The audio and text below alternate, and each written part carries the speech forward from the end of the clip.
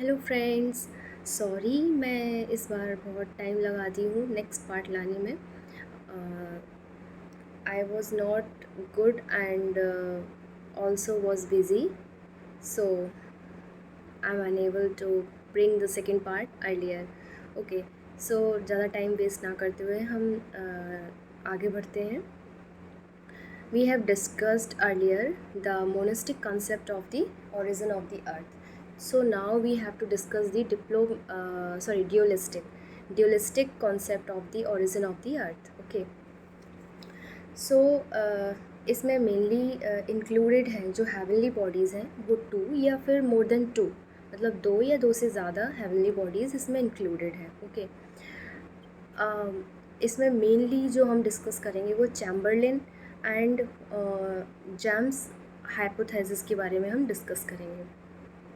तो पहली है हमारी प्लेनेटेसिमल हाइपोथेसिस ऑफ चैम्बरलिन। चैम्बरलिन जो थे उन्होंने और उनके साथी मोल्टन ने इन 1905 में एक हाइपोथेसिस क्रिएट की। उन्होंने डिफ़ाइन किया एक हाइपोथेसिस को और इस हाइपोथेसिस के थ्रू उन्होंने क्या किया, उन्होंने डिस्कवर किया कि अर्थ की ओरिजिन किस तरीके से हुई है, इसका स्ट्रक्चर क्या है, एटमॉस्फेयर का ओरिजिन कैसे हुआ, कॉन्टिनेंट्स का ओरिजिन कैसे हुआ या फिर ओशंस का ओरिजिन कैसे हुआ। तो इन सारी चीज़ों का ओरिजिन किस तरीके से हुआ ये सारी की सारी उन्होंने एक्सप्लेन करने की कोशिश की इस हाइपोथेसिस में। ठीक है। एंड हाँ, हमने जो पढ़ा था कि मोनिस्टिक कॉन्सेप्ट में क्या बोला था कि एक गैशियस नेब्यूला था एंड उसके थ्रू ही जब वो कूल होता है देन वो सॉलिडिफाई होता है एंड देन उसके बाद हमारे एक के बाद एक प्लेनेट्स उससे निकलते हैं।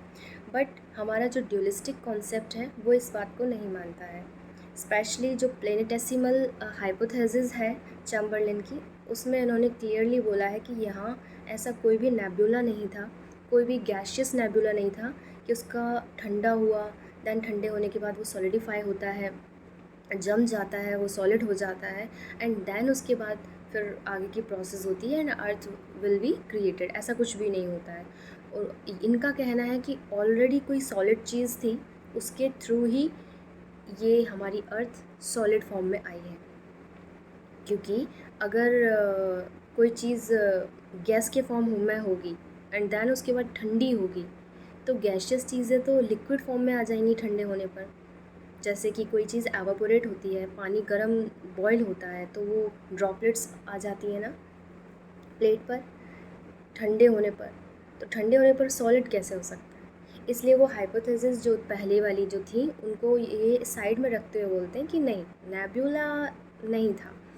इन्होंने बोला कि नेबुला की जगह सॉलिड पार्टिकल्स ही कुछ रहे होंगे उस टाइम एंड देन उसके बाद ऐसा हुआ होगा। तो इन्होंने और दिमाग लगा करके बोला कि क्या हुआ, एक प्रोटोसन था जो अपनी जगह पर खड़ा हुआ था, अपनी जगह पर रेस्ट कर रहा था, आराम कर रहा था।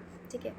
एक कंपेनियन स्टार आता है दूर से एक कंपेनियन स्टार आता है पास में।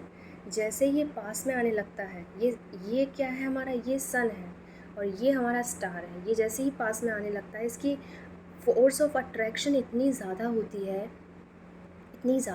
है कि इसका जो आउटर एरिया होता है प्रोटोसन का, इसके पार्टिकल्स डिटैच होने लग जाते हैं, इससे निकलने लग जाते हैं, छूटने लग जाते हैं। ये अपनी तरफ खींच रहा है। तो इतनी पावर होती है इसके अंदर, इस कंपेनियन स्टार के अंदर। तो ये जो पार्टिकल्स जो धीरे धीरे अलग होते गए, ये धीरे धीरे जा कर के क्या हुआ, इकट्ठे होने लग गए। ये निकले और ये धीरे धीरे इसके चारों तरफ घूमने लगे। ये स्टार अपना काम करके खिसक गया, चला गया। ठीक है। नहीं पूछे कि भाई वो स्टार कहाँ गया, वो स्टार फिर किस फॉर्म में था, तो वो आया और वो चला गया। बट इसका जो काम इसने जो था वो बिगाड़ के चला गया। इसके निकलवा दिए उसने, आउटर स्किन खींच ली उसकी। ठीक है। तो उसके बाद क्या हुआ, वो जो पार्टिकल्स थे वो जा कर के धीरे धीरे सॉलिड थे, क्योंकि ये ऑलरेडी सॉलिड था। तो धीरे धीरे पार्टिकल्स जो थे वो सॉलिड फॉर्म में ही थे एंड वो इसके चारों तरफ रिवॉल्व होने लग गए। तो छोटे छोटे पार्टिकल्स फिर एग्रीगेट फॉर्म में आए, कोई कहीं कैसे जुड़ गया, कोई कहीं कैसे जुड़ गया एंड ये बाद में धीरे धीरे बड़ा साइज़ हो गया एंड बड़े साइज़ में ये कन्वर्ट होकर के प्लेनेट बन गया। ओके, सो ये हमारी थी प्लेनेटेसिमल हाइपोथेसिस ऑफ चैम्बरलेन। ओके।